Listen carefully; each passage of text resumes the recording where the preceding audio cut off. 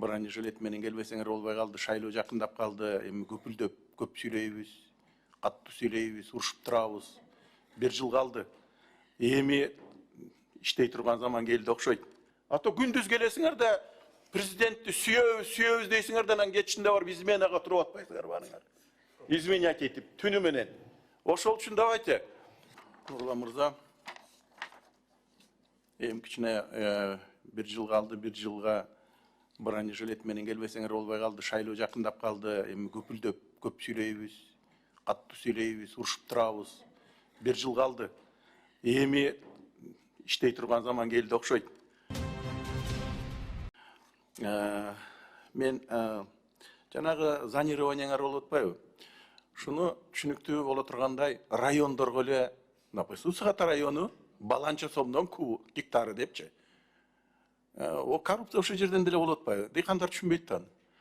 Бул бир ошону кошумча кылыпчы. Мен акча алганга каршы эмесмин, бирок баягы ачык, айкын болсо жакшы болот эле.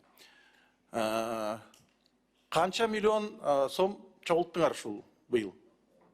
Биринчи сугатта. Негизи биздин баягы цифрасын айтып койгула, сугат жерден баланча миллион чогулду депчи. Азыр. Мындаттыгы келишимдер да бар, тизмеси да бар да. Жок, түшкөн акчаны айткыла, келишим эмес. Негизи жылда бизге деген Жок, быйыл 68 миллион түштү. Атак жок, быйыл канча? Быйыл 68 миллион түштү. 68 миллион канча эмебиз бар? Сугат жерибиз бар. Канча гектар? 1 миллион 23 миң. 1 миллион 23 миң. Ошондо 1 гектарына 55 сомдон чогултуп турсуңар, туурабы? Демек баарынан Бияқта мындай, негизи основной каражаттар күзгө мал түшүп баштайт. Азыр күнгө түшкөн сумма да бул. жок, эми силер деген акча төлөп атат да. Биринчи сугатка деп айтып атпайсыңар. Биринчи сугатка сразу төлөйт да. Эми кызык болуп атасыңар да. Ошондо калгандар чөнтөккө түшүп атат да. Биринчи сугаттан жок дегенде 500 миллион сом түшүш керек да, туурабы? Негизи биздин сиз айткандай прогноз боюнча 500 миллион сом түшүш керек эле, туурабы? Бирок дыйкандарыбыз баары төлөп берилек. Болгон 68 миллион түштү. Мен айтайын, саны 49.106 келишим түзүлгөн да бүгүнкү күнгө. Эгерде 500 сомдон гектарын санасак, 136 эле миң гектардан түшүптүр да. 10%. Анан кийин эми проблема ушундан болот атпайбы? Баары санаганды билет. Демек чөнтөккө кетип атат да. Контроль барбы ошол райондордо канча акча түшүп атат? Жок, жарымысын төлөп койсоң квитанция керек жок, тим эле деп коет. Эми мындай да, эгерде биз мыйзамды кылсак, эгер түшүнүп атам 90%, 80% аткарсаңар, бирок инструкцияны кылып турсаңар, акча мынчадан деп турсаңар, анан болгону бир 10% чогултсаңар, бул туура эмес го? Бул коррупционный схема түзүп аткан жоксуңарбы? Эми анда 500 миллионнан сиз 130 кичинекей бир тыйын алып атсаңар, ошого сүйүнүп атсаңар. Демек, силердин азыр чыгарган дыйкандан алып аткан акчаңар мамлекетке зыян келтирип атат да. Сөзү көп болуп атат. Акча алып атат, минтип атат, баары айтып атат. Бирок ал акча түшпөй жатат. Чөнтөгүңөргө. Демек, бирөөнүн чөнтөгүнө түшүп атат да. Эми расчетный счетко мейли 10% түштү да, туурабы? Калган 90% чөнтөккө түшүп кетти да бирөөнүн. Жок, эми давайте мындай кылабыз. 1 миллиондон ашык сугат жери бар, туурабы? Орто эсеп менен 500 сомдон алайлык, так? Бир 500-600 миллион, так? А силерге канча түштү дейсиз? Эми 10% түшүптүр. Калганы каякта?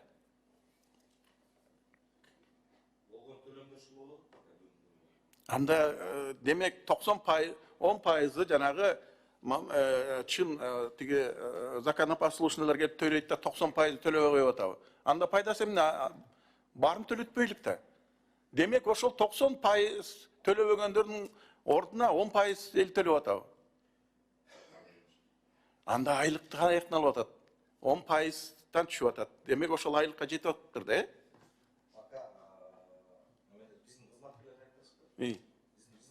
Нурлан Кадырович, микрофонду кошуп алсаңыз. Биздин кызматкерлер бул жерден пока айлык ала элек. Жок, силер айтып атпайсыңар, ушул түшкөн акчадан айлык алат депчи.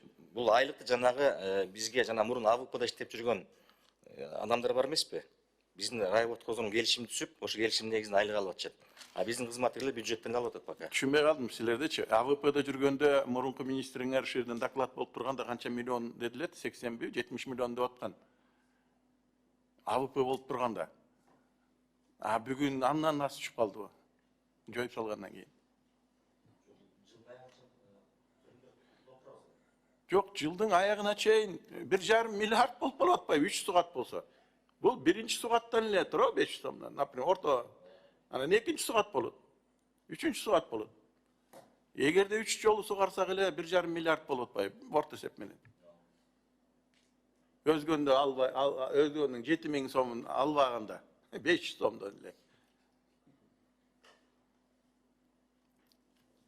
Менин оюмча бул биринчи, экинчисинен эмне үчүн силер акча алышыңар керек ошол сугатка? Эмне себептен? Сугарып аткан, то есть каналды баарын каналдарды калыбына келтирүү үчүн, тазалоо үчүн, ошол жана айткандай услуга үчүн. 2 жылдан бери какшап келатам. Мен ушу комитетке суранарымда, комитеткечи алып келишсинчи, 1 километр каналыңарга кызыл китеп алып келгилечи. Техпаспорт, правоустанавливающий документ, госимуществонун приказы, ушу каналдардын баарын силерге өткөрүп бердик депичи. Бул мамлекеттики да туурабы? Каналдар мамлекеттики. Мамлекет силерге берген жок. Бүгүнкү күндө берген жок. Силер деген өз билимде алып алганыңар болбойт. Мамлекеттин оокатын госимущество башкарат, туурабы? Госимущество бүгүн приказ чыгара элек силерге. Четинен алып аткан объекттерибиз да бар. Давайте четинен деп эле айтып, давайте мен Ысыгат районуна эле айтып берейин. Ысыгат районунан бир БСРңер же болбосо бир каналга чечим чыгарып берди, ушу силерге өткөрүп берет мамлекет, тиги оперативный управленияга деген барбы бир токтом госимуществода?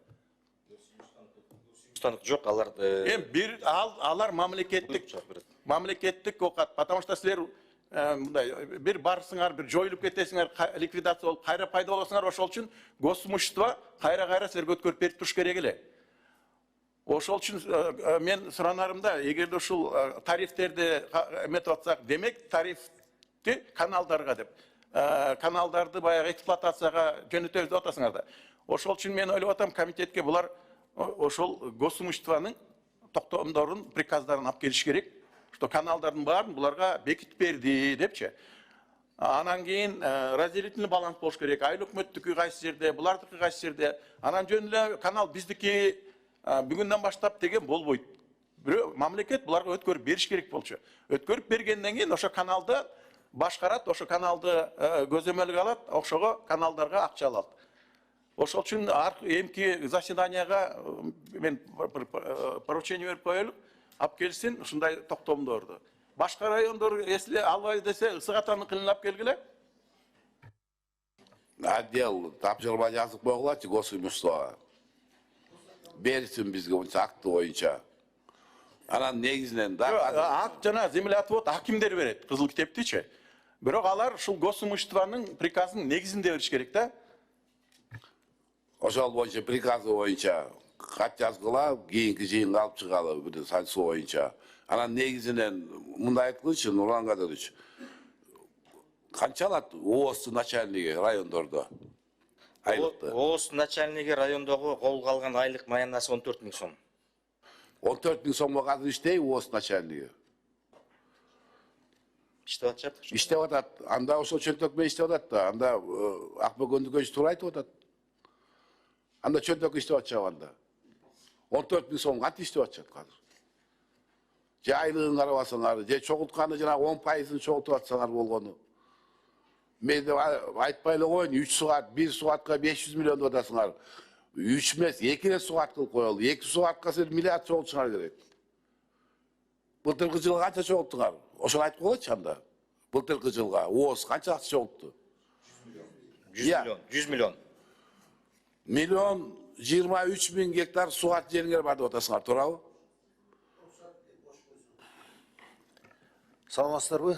Аманкан Батырбекович, урматтуу депутаттар, мен ушул тариф маселесине катышып калдым эле. Ушу Сурустар кызматында бөлүм башчы болуп иштейм, ушу спаларды колдоо бөлүмүндө иштегем.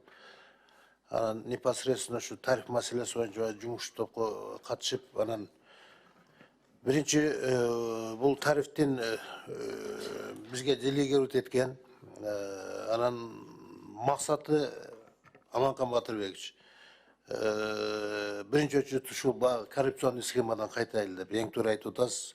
Биз ар бир райондо ушул ички чарбалык каналдарды кабыл алып, анан ар бир дыйканды райондун ичинде база данык түзөлү деген максат болгон. Спаларды жок болуп, же болбосо өз калоолору менен бизге өткөзүп берип, ошон үчүн жергиликтүү бийлик органдары менен 270-токтомдун негизинде алар инвентаризация жүргүзүш керек. Комиссиялар түзүлгөн райондордо ар бир айыл өкмөттөгү ички чарбалык каналдарды тактап, комиссионно госимуществого жана бизге эме өткөзүп бериш керек да. Ал жумушта жүрүп атат, бирок аягына чыккан жок. Аягына чыкпайт, аны айтпагылачы. Биз системаңарды көрдүк айдан айын. Системаңар боюнча айыл өкмөтү жизнь өткөзбөйт силерге. Силер каналды эле демен атып, жанагы госимущество приказыңарды чыгарып аллачы баланска болду. Андан кийин көрөбүз аны. А силердин ал жери талкууңар көп экен, тигил документ, бул документ, стоимость определять этиш керек экен ал каналдын. Анын баары ким бүтүрөт? Кайсы айыл өкмөт бүтүрөт аны? Ошондо маселе болуп. Ал кызыктар эмес айыл өкмөтү азыр анда. Ошондо маселе болуп туруп калып атат да. Маселе болсо чечпейсиңерби? Алда турбайбы жаныңар, жаны калканчы. Сиз ИО министрисизби азыр? Чечпейсиңерби? Эмнени карап отурасыңар? Айыл өкмөт өткөзбөйт силерге азыр. Аякта условияңар аябай мындай татаал экен. Канча километр дедиңер бар? Кыргызстан боюнча. 22 миң. Я, 28 миң. 28.000 километр. Канчасы силерде турат азыр? 6 миллион, 6 миңи. Калганы канаке 22 миң. Ички чарбалык Ички чарбаны биз анда реформаны эмне кылдык? Абыпларды эмнеге жойдук биз анда? Атырды эмне кылдык? Эмне карап отурасыңар анда министерство? Аманкан Батырбекович алдыңкы эме кылганда мындай да негизичи бул каналдарды деген биринчи айыл өкмөттөр өзүнүн баласын алып туруп, анан бизге өткөзүп бериш керек. Дүкөнүштө Ошону ким көзөмөл кылып атат? аны жок болуп атпайбы ошондой? Жок, ким көзөмөл кылып атат? Кабминби? Бул эме тиги суу Анда отдел азыр чечимге жазгыла. Кабминге жазгыла. Кабминдин иштеп аткандыгын президентке кат жазалы анда. Аткарылбай атканды үчүн. алардын баары 22.000 километр эмгиче өткөзүп берилди деп жазгыла. Чечимге. Отуя бересиз силерди карап коюп анда. Бир жыл болду реформа кылганыбызга. Аманкан Батырбекович, бул жерде биз министрлик суу кызматы менен ал жерде жерлерде деген айыл өкмөттөрдө Айыл өкмөттөрдү ким көзөмөл кылат? айыл өкмөттөрдө жергиликтүү бийлик Жергиликтүү бийликти Кабминге жазгыла. Анда президентке түз кайрылуу кылалы биз анда. 22.000 километр бир жылдан бери өтпөй атса, эмнени карап отурабыз анда? эми биз даярбыз деп атпайбыз, ошол кыйынчылыктардын баарын биз алабыз. Биз Министерство мен жаны калганчы мен таң калып атам, силер эмне ошо жеринде губернатор, акимдер менен иштейсиңерби? ошо иштеп ошолордун негизинде Өкмөттө чогулушуңар болобу Кабминде? А эмне үчүн айтпай атасыңар анда ошондо өткөзбөй атат деп турганда? Угуп атасыңар, 1 миллион 20 үчүн 1 миллиард акча болушуңар керек. Болгону 100 миллион былтыр акча болдусуңар. Кайсы 900 миллион аяктанда. Кантип каналдарды ремонт кыласыңар? Кантип айлыкты көтөрөсүңөр анда? Отура бер анда ушундай ойдон. Саясатты Минэконом алып баш керек болчу. Аны эмне үчүн карабайсыңар анда? Бир кызыктай мамиле кылып атасыңар да бүгүн. Акбөгөндүгөнчү. Мен да сунушталат элем. Бул чоң маселе. Ошол үчүн сентябрдагы ушул маселени бир карайлык. Эң негизгиси жанагы жана калганчка да мен 5-6 жолу айттым эле, жана каттоо боюнчачы. Аябай оңой. Эч кандай айыл өкмөткө өткөн эмес. Баары Минсельхозда калып калган экен. Мен бүт изилдеп чыктым. Уағында Минсельхоздан, колхоздордон алып калган, өткөрүп беребиз деп өткөн эмес, айыл өкмөттөргө өткөн эмес, АВПга да өткөн эмес, ошойдон бүт баары силерде калып калган. Бүгүнкү күндө жанагы БСР, канал бардыгы мамлекеттики. Демек, мамлекет өзү эле чечим чыгарып коет. Эч проблема жок. Ошол үчүн дагы бир жол суранам. На уровне замминистра сиз, госимущество, аким, бир Ысык Ата районун бүтүрүп коелук. Мен көргөзүп берейин жолун. Жөн эле водохранилищеге келип эле, сүйлөп эле кетип калган пайдасы жок. Отурайлык, бардыгыңар макул болуп атасың. Госимущество приказ чыгарайлы деп атат. Силер макулсыңар, аким макул, госрегистр баары макул. Не тоскоолдук болуп атат? Эми айыл өкмөткө шылтоо кылган вообще болбойт. Эми бычык, иштешкенде барып туруп эле кыдырып кетип атпайсызбы? Башташ керек. То есть приказдан башташ керек да, болду. То есть госимуществонун приказынан эле баштап коелук, болду. Чогуу отурайлык. Бүтөт. Мен жардам бергенге даярмын. Только уровениңер на уровне жанагы бир сотрудник болбосун. Замминистр келсин, барыңар отурайлы да. Бир районду бүтүрүп койсокчу, полный ошо менен эле кетсек болот да. Ал оңой эле, бир жол отуруп коелук. Ошондуктан дагы бир жол суранам. Негизи жаңы реформа кылгандан кийин до конца кылайлык да, макулбу? А то күндүз келесиңер да президентти сүйөбүз дейсиңер да, анан кетишинде барып изменага туруп атпайсыңар барыңар. Изменять этип түнү менен. Ошол үчүн давайте кичине аягына чейин эметелгем, трибунада отуруп алып эле кыйкырабыз баарыбыз.